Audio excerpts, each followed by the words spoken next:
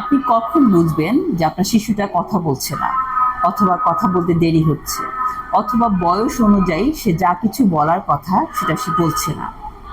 এটা বোঝার জন্য আপনাকে শিশুর স্পিচ ডেভেলপমেন্টের মাইলস্টোনগুলো জানতে হবে, যে কোন বয়সে শিশু কতটুকু শব্দ করতে পারে বা কতটুকু স্পিচ তার আসে।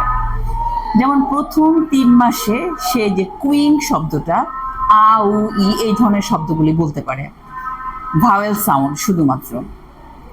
তারপরে 6 মাস 7 মাসে গিয়ে সে ব্যাবলিং করতে পারে, যেমন বাবা, বাব বাব্বা, দাদ দাদ্দা, বুব বুব্বু এই ধরনের শব্দগুলো করতে পারে।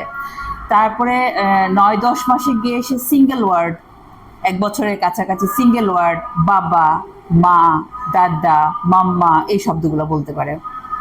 তারপর 1.5 বছরে গিয়ে এটা সে বলে মিনিংলেস, মানে বুঝে বলে না, জাস্ট শুনে বলে।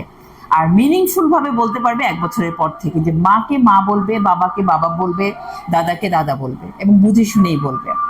তারপরে 2 বছর, 1.5 থেকে 2 বছরের মধ্যে 2 বছরের মধ্যে সে সিঙ্গেল 2টা করে ওয়ার্ডকে একসাথে জোড়া দিতে পারবে, যেমন এটা দাও, বাইরে যাই, এটা খাবো, ওটা নাও।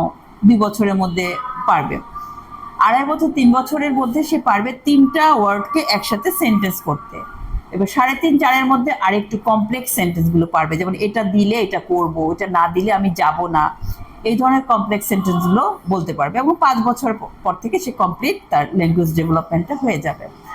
তাহলে এই মাইলস্টোনটা যদি আপনি ফলো করতে পারেন, বুঝতে পারেন, তাহলে সেক্ষেত্রে আপনার শিশু যখন 6 মাসে ব্যাবলিং করবে না, 1 বছরের মধ্যে সে যখন বাবা দাদা শব্দগুলো বলতে পারবে না, 1.5-2 বছরের মধ্যে যখন সিঙ্গেল মিনিংফুল ওয়ার্ডগুলো বলতে পারবে না, তখনই তো আপনাকে বুঝতে হবে যে শিশুর ল্যাঙ্গুয়েজ ডেভেলপমেন্টে প্রবলেম হচ্ছে বা তার স্পিচ ডিলে হওয়ার সম্ভাবনা আছে।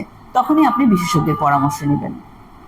তো আশা করি বুঝতে পেরেছেন যে কোন সময়ে আপনি বাচ্চার স্পিচটাকে গুরুত্ব সহকারে পর্যবেক্ষণ করবেন বা গুরুত্ব সহকারে গ্রহণ করবেন।